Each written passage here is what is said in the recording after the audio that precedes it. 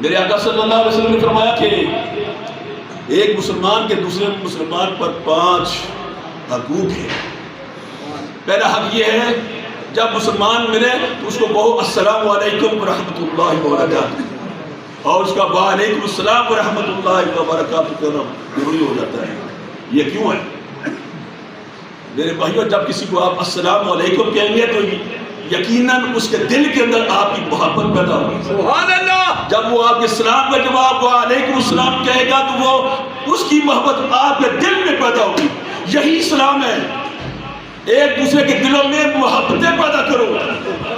پھر فرمایا اگر مسلمان مریض ہے تو اس کی عیادت کے لیے جاؤ، اس میں بھی محبت ہے۔ جب آپ کسی مریض کی عیادت کرنے جاتے ہیں، اس کے لیے تحفہ بھی لے جاتے ہیں، اس کے لیے کوئی پھل فروٹ بھی لے جاتے ہیں، اس کو ملتے ہیں، جس کے پاس جاتے ہیں اور اس کے دل میں محبت پیدا کر لیتے ہیں، اس کے دل میں محبت پیدا ہو جاتی ہے۔ یہی دین ہے۔ میرے دوستو، جب کبھی کوئی مسلمان دعوت دے تو اس کی دعوت کو قبول کرو۔ میرے نبی صلی اللہ علیہ وسلم نے فرمایا جب آپ کسی کی دعوت کو قبول کریں گے تو جس کی دعوت کو قبول کیا جائے گا تو اس کے دل میں آپ کی محبت پیدا ہو جائے گی۔ پھر فرمایا جب وہ فوت ہو جائے تو اس کے جنازے میں شامل ہو جاؤ۔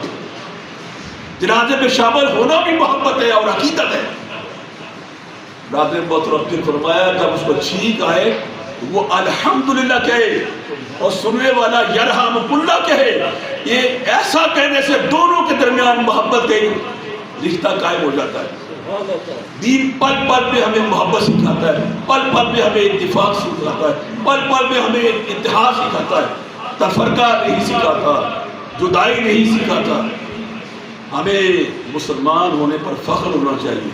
ہم مسلمان ہیں، we are Muslim, we are proud of our Muslim nationality۔ اسلام ہمیں مسلمان بناتا ہے، نہ شیعہ نہ سنی نہ وہابی نہ دیوبندی، کوئی مسلک نہیں ہمیں بناتا۔ یہ مسلک ہمیں دین سے بہت دور لے جاتے ہیں۔ ان مسلکوں نے، ان فرقوں نے دین کو ٹکڑے ٹکڑے کر دیا۔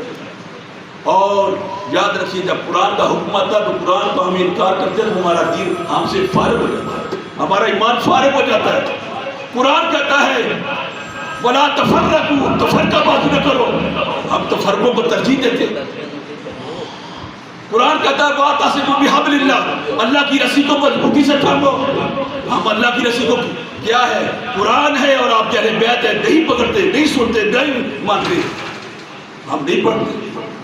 اور آخر میں یہ بتاؤ کہ ہاں وہ جماعت جس کے بارے میں کہا میرے نبی صلی اللہ علیہ وسلم نے کہ کون سی جنتی ہے، تو یاد رکھیے جس جماعت کے اندر علی ہے وہ جنتی ہے۔